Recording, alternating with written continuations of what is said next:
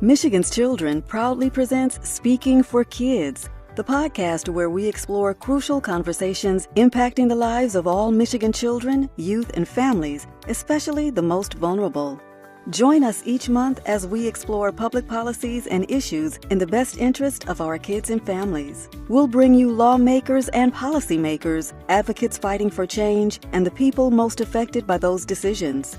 With our host, Matt Gillard, President and CEO of Michigan's Children, we'll invite you to become engaged too and show you how to take action on what matters most to you. Episodes are recorded live and shared virtually on YouTube and the audio hosting sites Apple Podcasts, Google Podcasts, and Spotify. Hello, I'm Matt Gillard, the President and CEO of Michigan's Children, and welcome to another edition of Speaking for Kids, the podcast brought to you by Michigan's Children. Well, we're very excited to be joined with two special guests today to talk about an issue that's certainly prevalent in Michigan, but really we're hearing about it across the country, and that's our education profession and our teacher pipeline. There's been a great report done recently by EdTrust Midwest, and Charlotte Pierce, who's the Senior Policy Analyst with EdTrust Midwest, is here to join us. And working with her on that report and in the distribution of that report in particular is Dr. Curtis Lewis, who's the president and founder of Boldly Moving Education Ahead. So thank you, Charlotte and Dr. Lewis, for joining us today. Why don't you introduce yourself quickly? Charlotte, we'll start with you.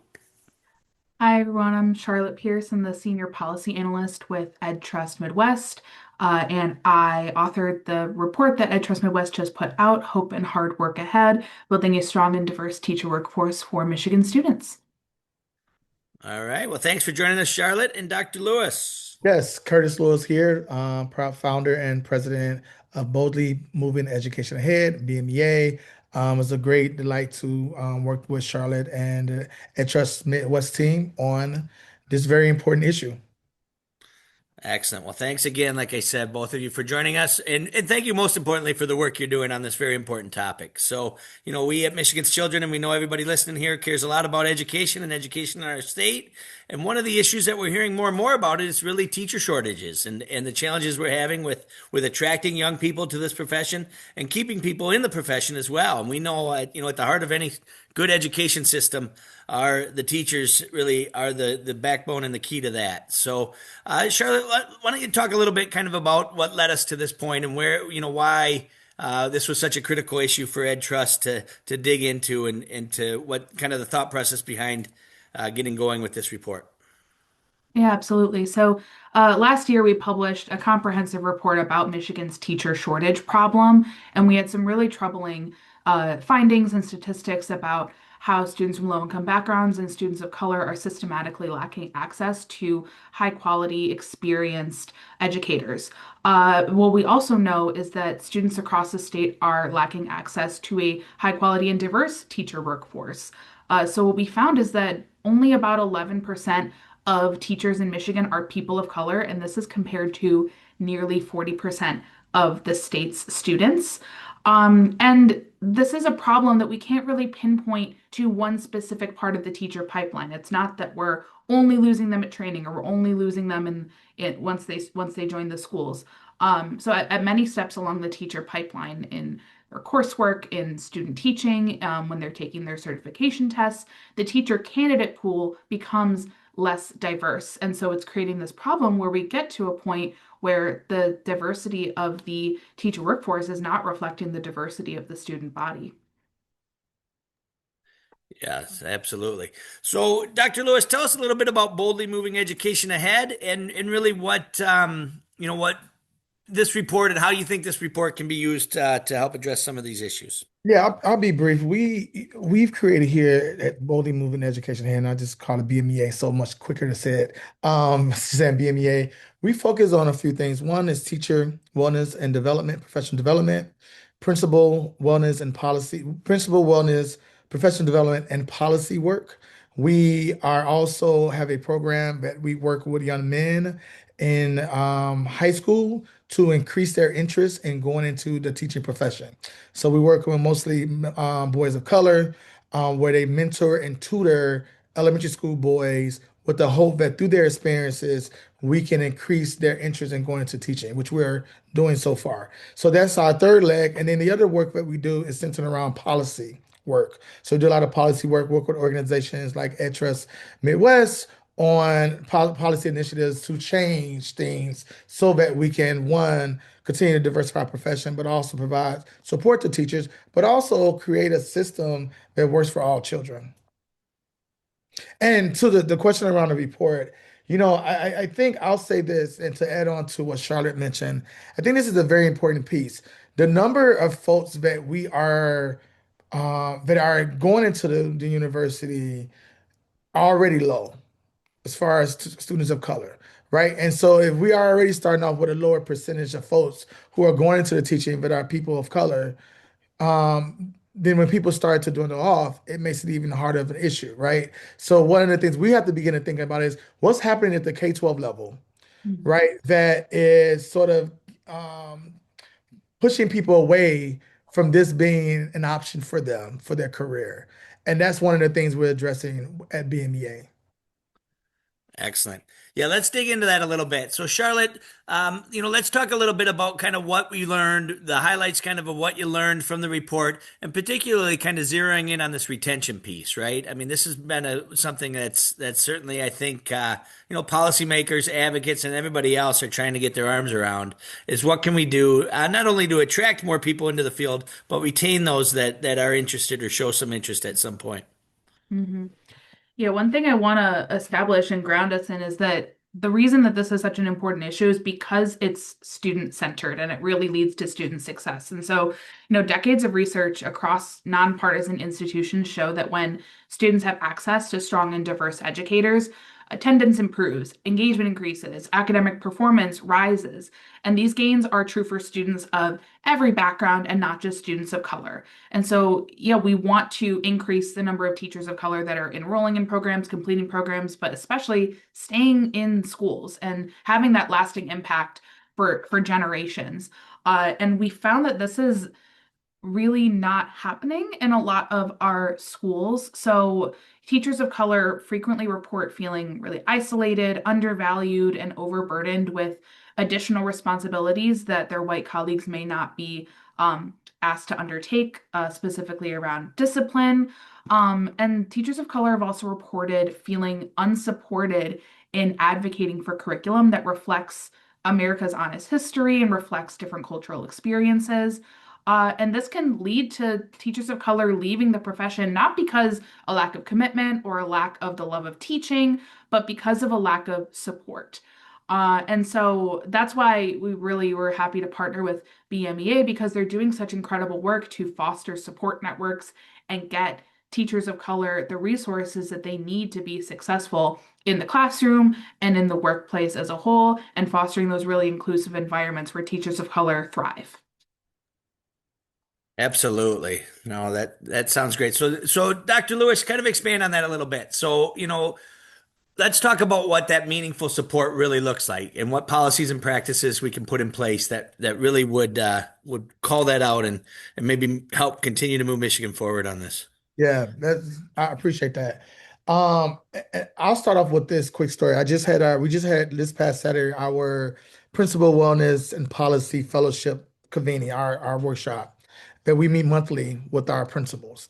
And one of the most important things that I think we have not addressed is the role of leaders in the retention of teachers, the role of leaders in the retention of teachers of color.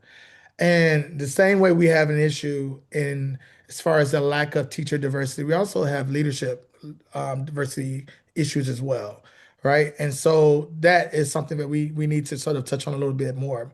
But as it relates to some of the work that we're doing in that particular meeting, the things that we talk about, the support that they receive, the professional development support that they receive, but also the wellness support. And wellness is defined, the way we define wellness is centered around a couple of things. One, not only your physical, emotional, and spiritual well-being, which is important, but also providing strategies of successful strategies and ways to be successful is also a way people feel good about themselves.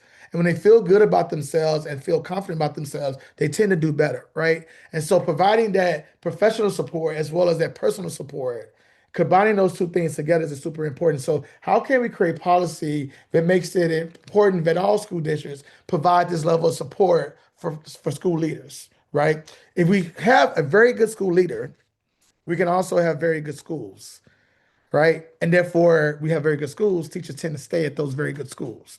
And oftentimes, teachers of colors are put in schools that are not very good schools, and but also don't have very good leaders. So we have to shift that. But it starts with how do we support the leader work? So we do that work with leaders, and we've been doing this for the last 3 years, supporting leaders across the state and in particular the city of Detroit. The second thing is our Teacher Wellness Fellowship, which is also something we've been doing for the last 4 or 5 years. We've been doing that a little longer, and we provide the same level of support. One, you got a community of people who are sort of like-minded, but also striving to do the same thing in their classroom. To provide them with strategy and support to be better educators, but also provide them the spiritual, mental, and emotional support they need. Humans enter these spaces with traumatic experiences, all the things that may get in the way of them being the best versions of themselves. If we don't unpack that for people and help people understand how to unpack their own mess or their own trauma, then how we expect them to go into a classroom and be trauma informed? If we don't give them the experiences to deal with their own trauma as a human, right? We have to begin to humanize this profession. And so some of the work we're doing is allowing these teachers and these leaders who are in front of these children to be humanized. So therefore they can go in and humanize the work they're doing with children. So I think when we talk about policy work, we need to begin to think about using this report, using the work that we're doing. So like, what are systems that we can put in place, policy that we can put in place to mandate that teachers in their professional development is not just about the science and art of teaching, but it's also the science and art of taking care of yourself. And what does it mean to be well so that you can be the best version of yourself in the classroom? And so those things go hand in hand, and those things are important. It's just like, when you have pilots. Pilots go through all kinds of psychological evaluations and all those things because they're carrying they're responsible for a lot of lives. Well, it's not the same as the teacher, but they're responsible for a lot of lives, right? And they can do not the same kind of damage because, it's a lot different. If a plane crash, but we can also crash out on the lives of children by having their own adults or the adults who are not getting supported themselves. So we got to take that serious, and there has to be a mandate and a policy that schools are giving the funding and the support to be able to provide this level of wellness that leaders and teachers need to do their job well. Absolutely. That's awesome. No, and I like the analogy. I think you're absolutely right. And no, I mean, and the work is critical, certainly in and of itself, and we know that. So let's dig into that a little bit, Charlotte. So what are that? EdTrust Midwest obviously is a strong partner of Michigan's Children, entrenched in the advocacy and the policy work. So what are some policy or practice changes that we could be looking at in Michigan right now to address this issue and move us forward along this? So one thing that we really want to highlight is some really great innovation happening, especially in the grow your own space in the state. So for those who aren't familiar, grow your own programs essentially take school support staff. So think like paraprofessionals and other folks who aren't teachers, but they're working in schools and they live in those communities and they often reflect the identities and experiences of those communities. So when we're thinking about communities of color, these are really important programs to get folks who are invested in their communities, invested in the schools, in front of the classrooms where they want to be. And so investing in those programs, in those grow your own pathways, so that anyone who wants to be a teacher, and we know that they're going to want to stay in that same community where they work, and this can be especially impactful in rural communities where sometimes teacher recruitment is especially struggling to get folks to come up there. Grow your own programs can be a really great solution to that. So deep investment in grow your own pathways.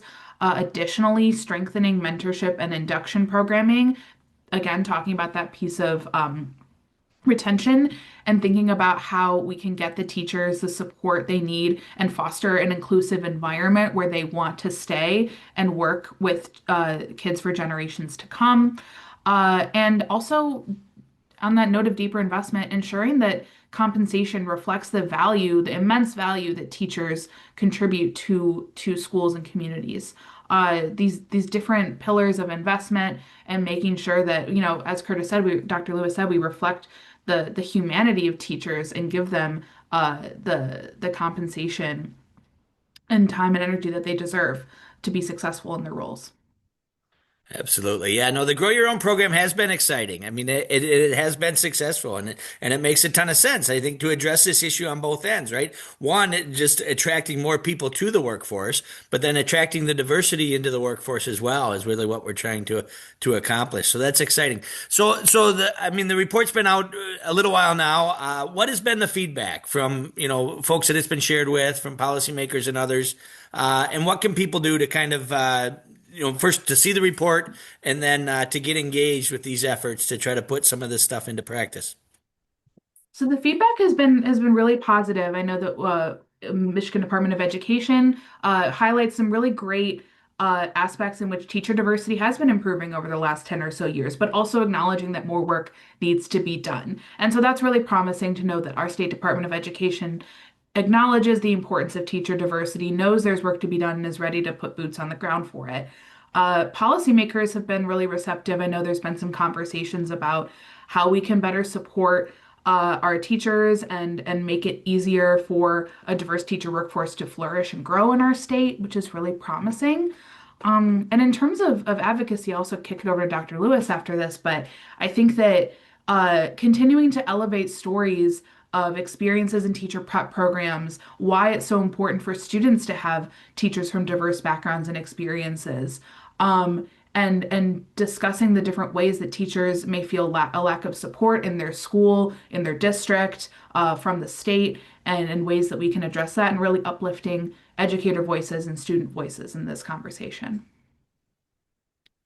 No, that's good. And I just add on too, I was just somebody just sent me the article that came out yesterday or Saturday, I think, from Detroit News. Saturday, They yes. said it was Saturday, right? That talked about sort of kind of highlighted a little bit about my experience. I was hoping they didn't talk much about that, but it was all good. So that experience was very important to highlight because I often, don't share it, not because I'm afraid to talk about it, but I don't share it oftentimes because I try to forget about it because I knew it was it was an experience that I think so many other people are having, but they are not, but they're voiceless around. And they, as we talk about how people may have started in the program and how they may end up leaving the program before they graduate. And I think there's some things like that that may be playing a role in that, right? I do some teaching at a university here as well, and I know there have been students who have experienced things that has sort of pushed them away from continuing on in the program. And so I think it's important for us to highlight sort of the importance of diversity in the K-12 space, but also in the higher ed space, because we can have that in the K-12 space, which is good and necessary. Then you go to a higher ed space and you don't get that. And then so here you go creating sort of some of the issues where when we have a lack of diversity that can come up. And so one of the things that I will just add on to that is, when we've been sharing this within, various folks are like, yes, like absolutely, thank you. This work is important. And I think the more we highlight it, regardless of sort of the current climate, I think it's, the facts and the data that's what they are. You can't argue that, right? Diverse teachers, having a diverse teacher workforce benefits all children, all children. And oftentimes I'm teaching in a master's level course, and I have teachers who come to me who are in my class, students come to me in my class and say, you're the first professor of color, a person, an educator of color I've had, and I'm in my master's program. And it's not that they had a horrible K-12 experience. It is a different diversity. It's a different way of thinking about ideas, concepts, experiences that just make us more holistic people, right? That makes us more whole. And it's important for us to have that across the board. So it's a K-12 issue and it's a higher ed issue. And I think we need to talk about ways of dealing with both and also talk about the importance of it without getting stuck on the race conversation, right? I think we go there as a way to cop out and to not talk about the real issue. And the real issue, again, is that, well, the important issue is the impact, the positive impact that it has on students of color and also all students. And I think that's the point that I want to continue to highlight as I continue to share this report around with folks. Awesome. No, I think you're absolutely right. Yep. And the data speaks for itself. Well, anything else you two want to add before we close this out? I think Dr. Lewis covered it. I always just emphasize we're doing the best for Michigan students, and um, that's what we want. The data shows it. So, and I think the policymakers are understanding that too. So, we're just keep on spreading the good word and showing how this is a policy for our students and communities. Absolutely. Excellent. Well, I want to thank Charlotte Pierce, the Senior Policy Analyst at EdTrust Midwest, and Dr. Curtis Lewis, the President and Founder of Boldly Moving Education Ahead, for joining me today to talk about this very important issue. You can learn more about the report or get a link to the report on our website at michiganschildren.org. You can also find it, I'm sure, on EdTrust Midwest website as well. And we'll certainly keep you updated as any opportunities or activities move forward within the legislature for you to advocate on behalf of kids and future teachers and current teachers in supporting the workforce and building diversity within the workforce, which we know is critically important. So thanks everybody for tuning in. And thanks again to Charlotte and Dr. Lewis for joining us. And this has been another edition of Speaking for Kids, a podcast brought to you by Michigan's Children. Thank you. Thank you.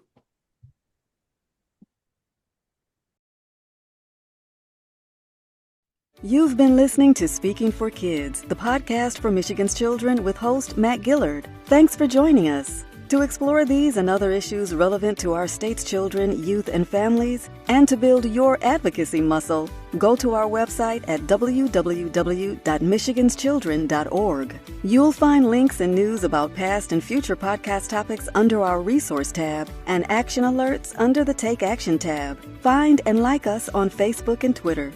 Stephen Wallace produced this podcast. Contact them with your questions and ideas for other topics. Michigan's Children is a nonprofit advocacy organization, an independent voice working to reduce disparities in child outcomes from cradle to career through policy change.